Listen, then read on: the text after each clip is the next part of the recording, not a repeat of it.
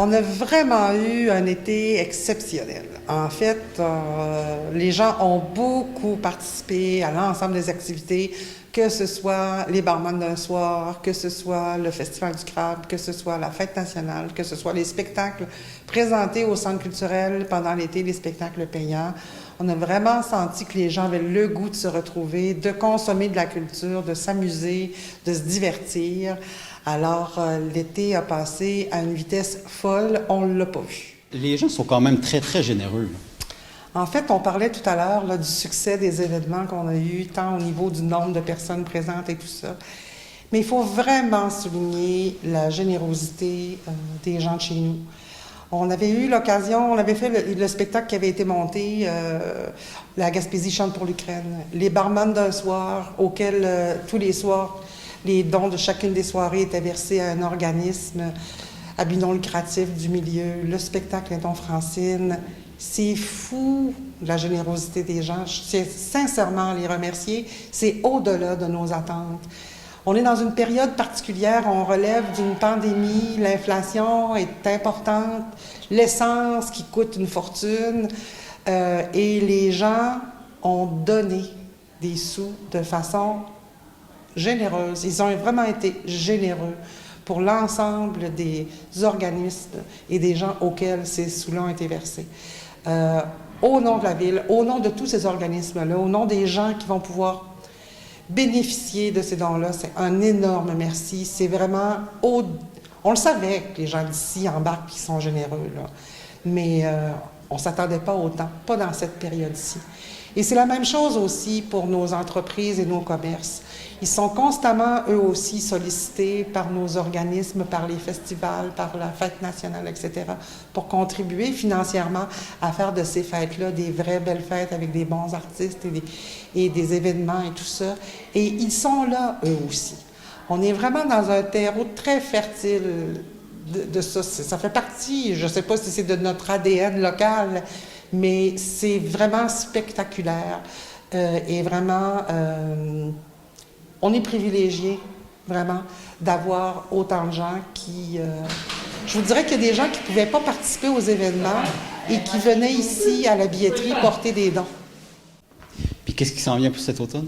Bien, pour cet automne, on a vraiment une panoplie de spectacles et d'activités à saveur tout à fait différentes l'une de l'autre. On a de l'humour, on a du théâtre, on a de la chanson.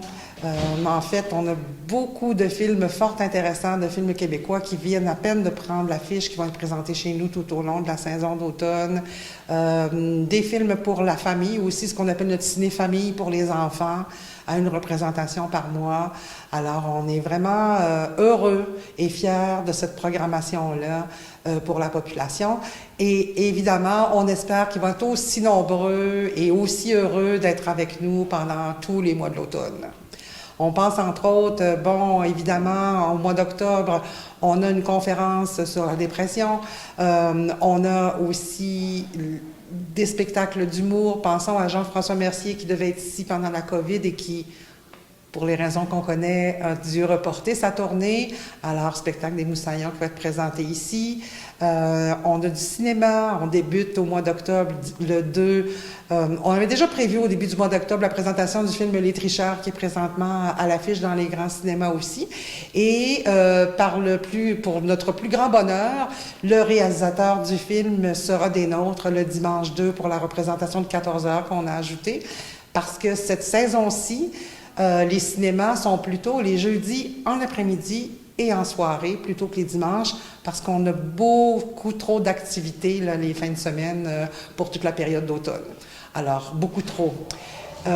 Est-ce que c'est trop? Non, c'est jamais suffisant parce qu'on essaie de plaire à tous nos publics.